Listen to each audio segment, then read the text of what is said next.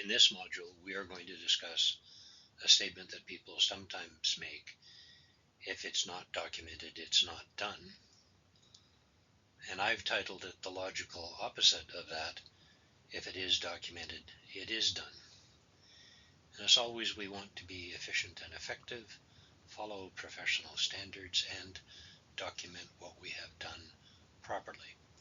And proper documentation is, of course, going to be a key topic of this module. So I often hear, if it's not documented, it's not done.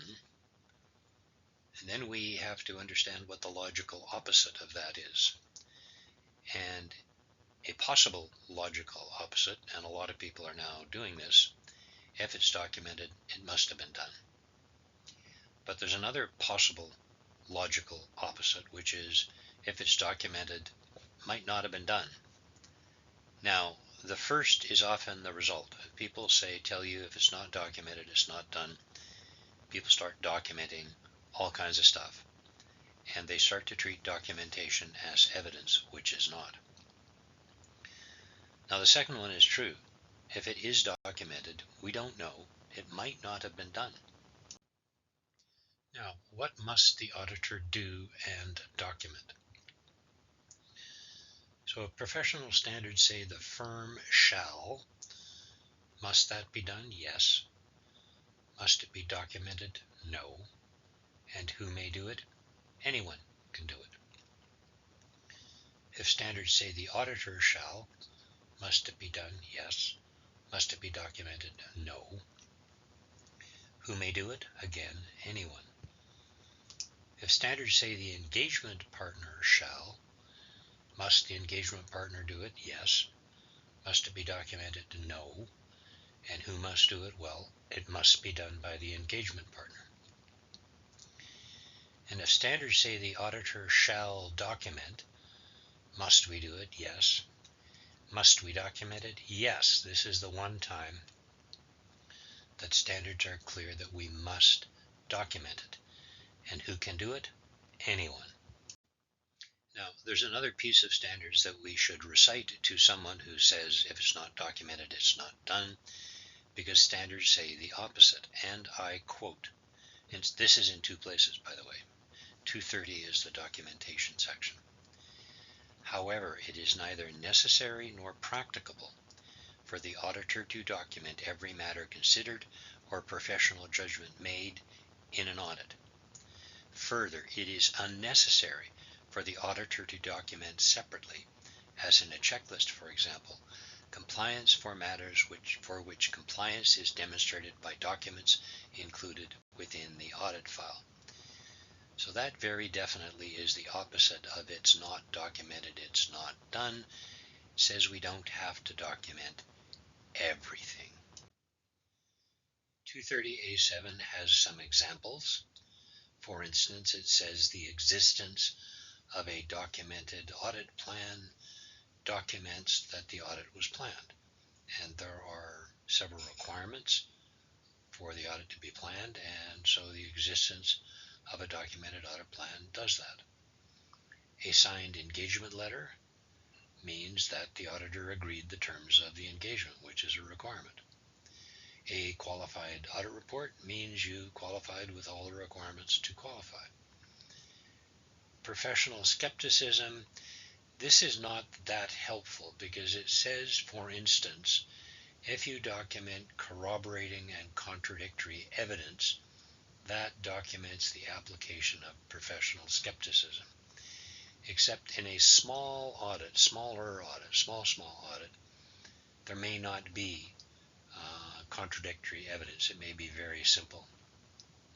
And that may not be a way to document professional skepticism, so we may need a different way.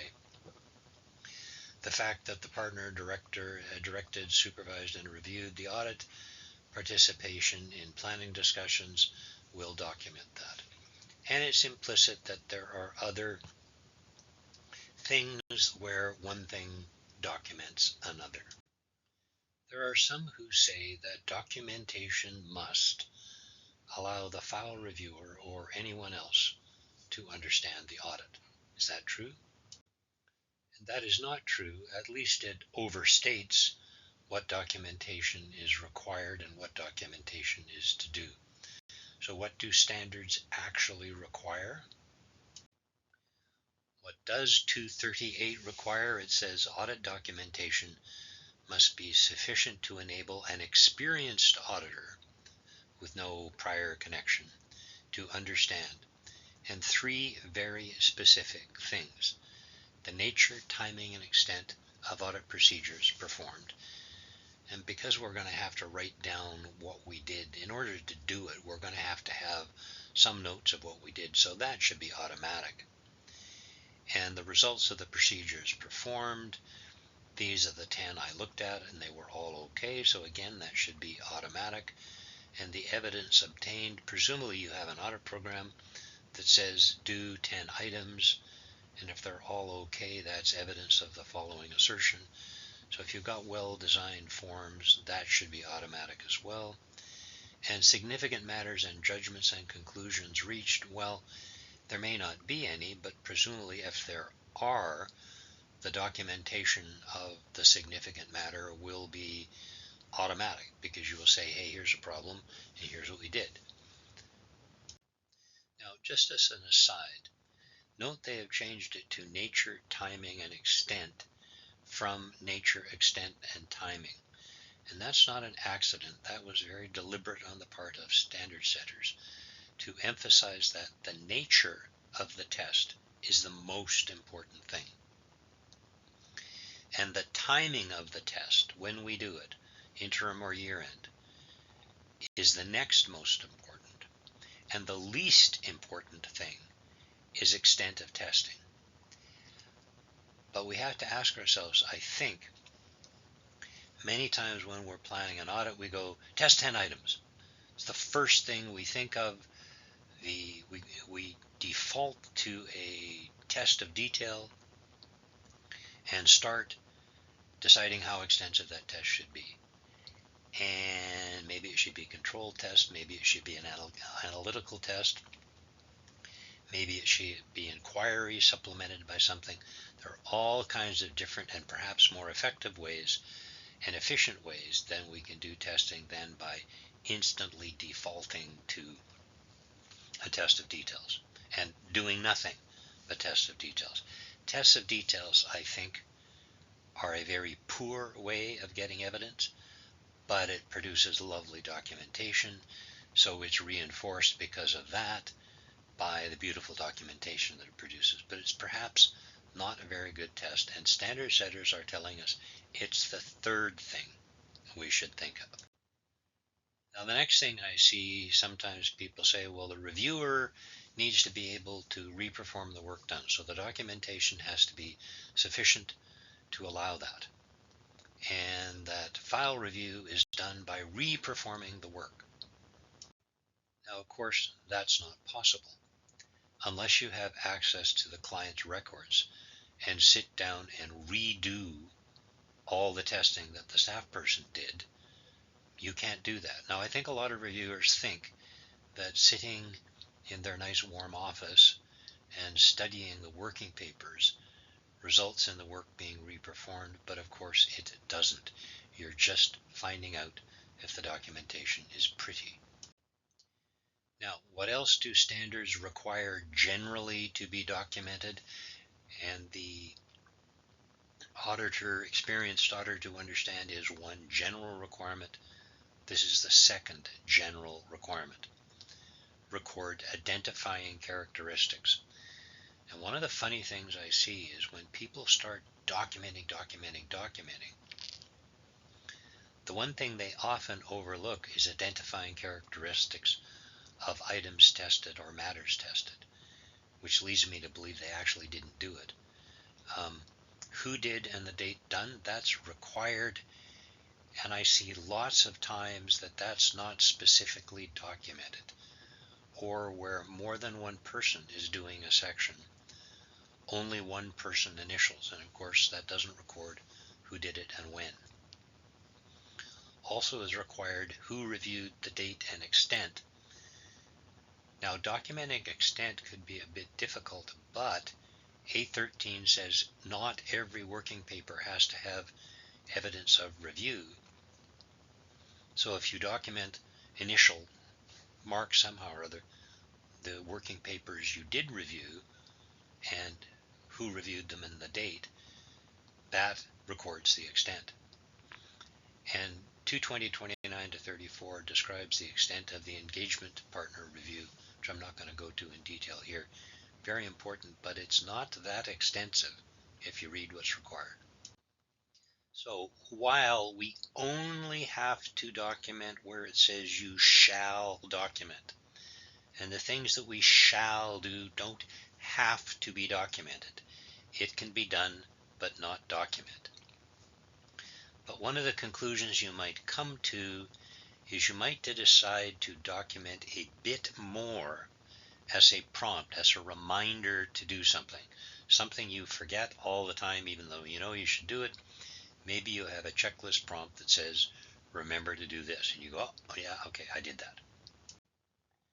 Now, how might a checklist or various prompts help us? Well, the auditor shall remain alert. In several places it says we shall remain alert. Do we have to document that? No, we don't. But we might just have a checklist prompt. And what else could you do to document alertness? So you have a step where you say, I was alert. And does that document it and prove you did it? I guess it does. The auditor shall exercise professional judgment. Do we have to document that? No. It might be implicit elsewhere. That 230A7, we could interpret that to say, okay, we asked a question, is this right? We're documenting the exercise of professional judgment. But I don't know that I want to wait and try to argue that it was implicit someplace in the file, because in a very simple audit it might not have been. So I'm going to have a step that says I exercise professional judgment and documented done, yes. The auditor shall get reasonable assurance. Do we have to document that? It doesn't specifically say that, but we probably should have a conclusion and conclude that reasonable assurance was obtained, and perhaps someplace or other else that's required. But there are places where it says auditor's objective is to get reasonable assurance. So I think we should have a step, a conclusion, my professional judgment, that documents professional judgment, sufficient appropriate audit evidence was obtained to give reasonable assurance. So I did it, documented, done. We have to obtain, many times it says we have to obtain an understanding of the whole standard. Doesn't mean we have to understand it. We have to have some sort of understanding and understanding. Do we have to document that? No. But might we have a checklist prompt to say I obtained an understanding of the whole standard? Sure. And that reminds us to think about it. So documented, done. One of my favorites, because I see colleagues forgetting to do this, is if we're doing a first-time audit, do we have to correspond with the prior auditor? Yes, we do. Has to be documented, but my colleagues tell me sometimes they forget, so if they have a checklist prompt, first-time audit checklist, there are things you should do. A prompt so you don't forget. Now, the best evidence is the letter. A checklist prompt saying, I sent the letter, absent the letter you sent. Now, you don't have to get one back, but you have to send one. So documented, done, not with, if you have a checklist step saying you did it, but you don't have a copy of the letter you sent, I don't think you can get away with that on that, and so on. There may be many other places where it's convenient to remind yourself of something you want to be sure you did. And if someone says, well, you have to document that, you can say, well, I did. So if someone says to you, if it's not documented, it's not done, you have to point out that it doesn't say you shall document. Now, if it's one of the things that you shall document, better have a checklist step someplace or other to make sure that you do that. But all the other things that it says you shall do, unless it says shall document, you don't have to. And you can use 230A7 and use your own for instances to say, well, for instance, this thing documents that thing. Or have as many checklist prompts as you want so you can say, well, I documented it. Here's a checklist prompt. I documented. I gotcha. So to conclude, if standards say shall document, yes, you must document it and have checklists and prompts and forms that simply and conveniently and efficiently allow you to do that. If standards just say the auditor shall, or the firm shall, or the engagement partner shall, you don't have to. But these are important things to do, and if you want to do a good audit, you might just well decide for almost all of those things you want to have a checklist or a prompt and a form to remind yourself to do it. Now, the auditor shall remain alert, checklist step, that's not a lot of evidence, but it documents it. So, thanks for listening.